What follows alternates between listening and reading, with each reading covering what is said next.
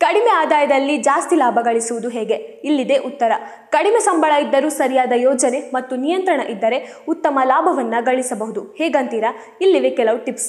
ಮೊದಲು ಬಜೆಟ್ ಮಾಡಿ, ಅಂದ್ರೆ ನಿಮ್ಮ ತಿಂಗಳ ಆದಾಯ ಖರ್ಚುಗಳನ್ನು ಬರೆಯಿರಿ.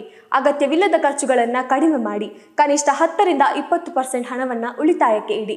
ಸಣ್ಣ ಮೊತ್ತದಿಂದ ಹೂಡಿಕೆ ಪ್ರಾರಂಭಿಸಿ. ಸಿಪ್ ಮೂಲಕ ತಿಂಗಳಿಗೆ 500, 1000ದಿಂದ ಮ್ಯೂಚುವಲ್ ಫಂಡ್ ಹೂಡಿಕೆ ಮಾಡಬಹುದು. ಆರ್ಡಿಯನ್ನು ಪ್ರಾರಂಭಿಸಬಹುದು. ಡೈವರ್ಸಿಫಿಕೇಶನ್ ಅನ್ನ ಮಾಡಿ.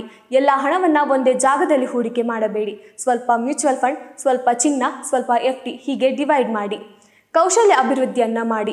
ಹೊಸ ಸ್ಕಿಲ್ಸ್ ಕಲಿಯಿರಿ. Digital skills, freelancing, content creation, side income ಗಳಿಸಲು ಪ್ರಯತ್ನಿಸಿ. ತುರ್ತು ನಿಧಿ, ಎಮರ್ಜೆನ್ಸಿ ಫಂಡ್ ಇಟ್ಟುಕೊಳ್ಳಿ. ಕನಿಷ್ಠ 3ರಿಂದ 6 ತಿಂಗಳ ಖರ್ಚಿಗೆ ಸಮನಾದ ಹಣವನ್ನು ಸುರಕ್ಷಿತವಾಗಿ ಇಡಿ. ಇದರಿಂದ ಸಾಲಕ್ಕೆ ಅವಲಂಬನೆ ಕಡಿಮೆ ಆಗುತ್ತದೆ. ದೀರ್ಘಕಾಲದ ಚಿಂತನೆ ಇರಲಿ. ಓವರ್ನೈಟ್ ಲಾಭ ನಿರೀಕ್ಷಿಸಬೇಡಿ. ನಿಯಮಿತ ಹೂಡಿಕೆ ಪ್ಲಸ್ ಸಹನೆ ಉತ್ತಮ ಫಲಿತಾಂಶವನ್ನ ಕೊಡುತ್ತದೆ.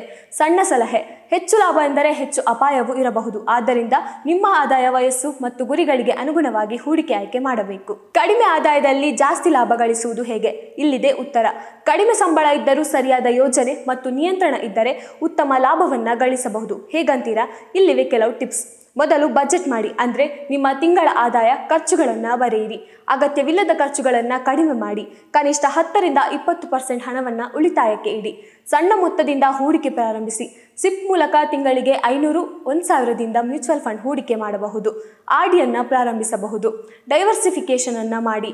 ಎಲ್ಲ ಹಣವನ್ನ ಒಂದೇ ಜಾಗದಲ್ಲಿ ಹೂಡಿಕೆ ಮಾಡಬೇಡಿ. ಸ್ವಲ್ಪ ಮ್ಯೂಚುವಲ್ ಫಂಡ್, ಸ್ವಲ್ಪ ಚಿನ್ನ, ಸ್ವಲ್ಪ FD ಹೀಗೆ ಡಿವೈಡ್ ಮಾಡಿ. ಕೌಶಲ್ಯ ಅಭಿವೃದ್ಧಿಯನ್ನ ಮಾಡಿ. ಹೊಸ ಸ್ಕಿಲ್ಸ್ ಕಲಿಯಿರಿ. Digital skills, freelancing, content creation, side income ಗಳಿಸಲು ಪ್ರಯತ್ನಿಸಿ. ತುರ್ತು ನಿಧಿ, ಎಮರ್ಜೆನ್ಸಿ ಫಂಡ್ ಇಟ್ಟುಕೊಳ್ಳಿ. ಕನಿಷ್ಠ 3ರಿಂದ 6 ತಿಂಗಳ ಖರ್ಚಿಗೆ ಸಮನಾದ ಹಣವನ್ನು ಸುರಕ್ಷಿತವಾಗಿ ಇಡಿ. ಇದರಿಂದ ಸಾಲಕ್ಕೆ ಅವಲಂಬನೆ ಕಡಿಮೆ ಆಗುತ್ತದೆ. ದೀರ್ಘಕಾಲದ ಚಿಂತನೆ ಇರಲಿ. ಓವರ್ನೈಟ್ ಲಾಭ ನಿರೀಕ್ಷಿಸಬೇಡಿ.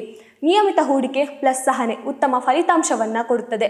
ಸಣ್ಣ ಸಲಹೆ: ಹೆಚ್ಚು ಲಾಭ ಎಂದರೆ ಹೆಚ್ಚು ಅಪಾಯವೂ ಇರಬಹುದು. ಆದ್ದರಿಂದ ನಿಮ್ಮ ಆದಾಯ, ವಯಸ್ಸು ಮತ್ತು ಗುರಿಗಳಿಗೆ ಅನುಗುಣವಾಗಿ ಹೂಡಿಕೆ ಆಯ್ಕೆ ಮಾಡಬೇಕು.